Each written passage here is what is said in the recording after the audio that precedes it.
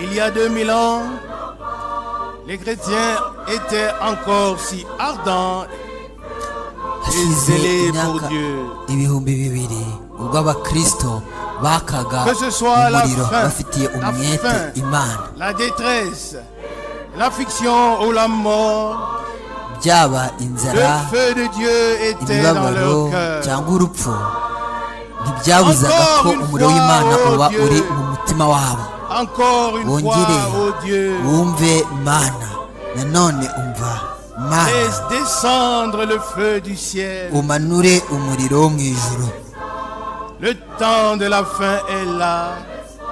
Ta venue est proche. Igihe cy'imperuka kirageze, Envoie kuza encore kwawe une fois le kuri feu, bugufi, oh Dieu. ongera wohereze umwuka wawe Mana. On dirait que le feu de Dieu aurait disparu dans les Wagira ngo profondeurs de l'océan. umuriro w'Imana Les églises sont vides, wazimiye mu les cœurs imuhenge encore mu plus nyanja. vides. Et personne n'a plus Imitima faim de Dieu. isigaye yumye, ntawe ugifitiye Mais encore une fois, inzara oh Dieu, Imana, ntawe ugifitiye Imana encore inyota. une fois, oh Dieu, Nanone indi nshuro Mwami, fais descendre le manura feu du ciel. umuriro uvuye mu ijuru. Le temps de la fin est là. Igihe cy'iherezo Ta kirageze, venue est kuza proche. kwawe kuregereje. Encore une fois, envoie le Nanone feu, oh wohereze Dieu. umuriro Mana.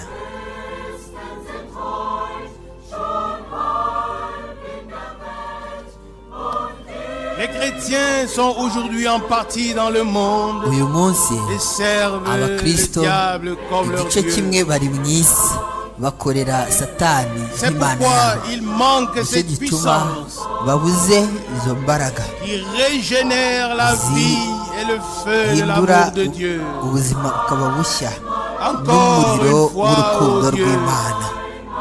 Encore Nanone une fois, oh indi Dieu, nshuro Mwami,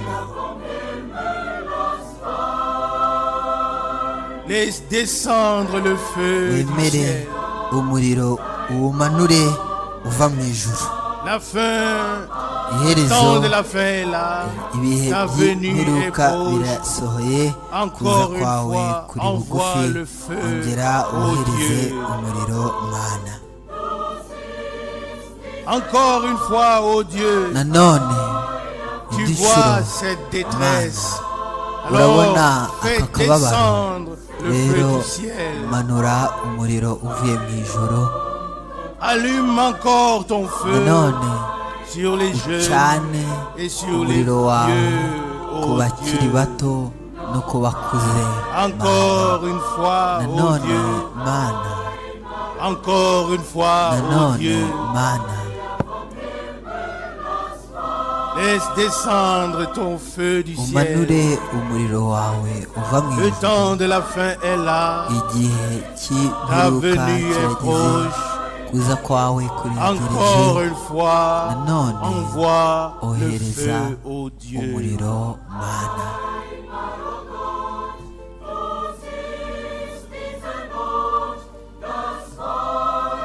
Encore une fois, ô Dieu, tu Nanone, vois cette détresse. Mana, Alors laisse urabona descendre le aka feu du kababaro. ciel. Wemere umanure umuriro uva Allume mu ijuru. encore ton Nanone feu ucane umuriro wawe sur les jeunes et sur les vieux. bakiri bato n'abakuze. Encore une fois, ô Dieu. Nanone Encore une Mana, fois, ô Dieu. nanone Laisse Mana, descendre le wemere feu du ciel. umuriro wo mu ijuru uwumanure. Le temps de la fin est là. Igihe cy'imperuka venue est kirasohoye, kuza kwawe Encore kuri une bugufi, fois, envoie le wongere feu, ô wohereze Dieu. umuriro Mana. Encore une fois, ô Dieu. Encore une fois, ô Dieu. Nanone Laisse inshuro descendre ton feu du wemere ciel. umuriro wawe uve mu Le ijuru. temps de la fin est là. Igihe cy'imperuka kirageze, Ta venue est kuza kwawe proche. uri bugufi Encore une fois, envoie le wohereze feu, ô Dieu. umuriro mana Encore une fois, ô Dieu. Encore une fois, ô Dieu. Laisse descendre le feu du ciel. Le temps de la fin est là. wongere mwami umanure umuriro uva mu ijuru igihe cy'imperuka Encore une kirasohoye fois, envoie le none feu, ô Dieu. wohereze